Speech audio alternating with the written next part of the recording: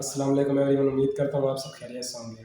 आज हम बात करेंगे इंतहाई मुफीद एंटीबायोटिक एजिथ्रोमाइसिन टैबलेट के यूज़ के बारे में और किस तरह के इन्फेक्शन में हम एजिथ्रोमाइसिन टैबलेट को यूज़ कर सकते हैं। वीडियो में आगे बढ़ने से पहले अगर आप हमारे चैनल पर नए हैं तो चैनल को सब्सक्राइब कर लें और घंटी के बटन को ऑल पर सेलेक्ट कर लें ताकि हमारी हर इन्फॉर्मेशन वीडियो आप तक पहुँचती रहे। एजिथ्रोमाइसिन टैबलेट बैक्टीरियल इन्फेक्शन में बहुत ज़्यादा मुफीद है।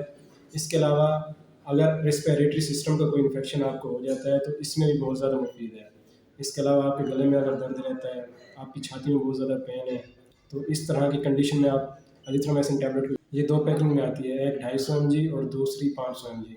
अगर बच्चे का हो जाता है तो आप उसको 250 वाली टैबलेट यूज़ करवा सकते हैं। अगर किसी बालिग या बड़े शख्स को इन्फेक्शन है तो आप उसको 500 mg वाली टैबलेट यूज़ करवा सकते हैं।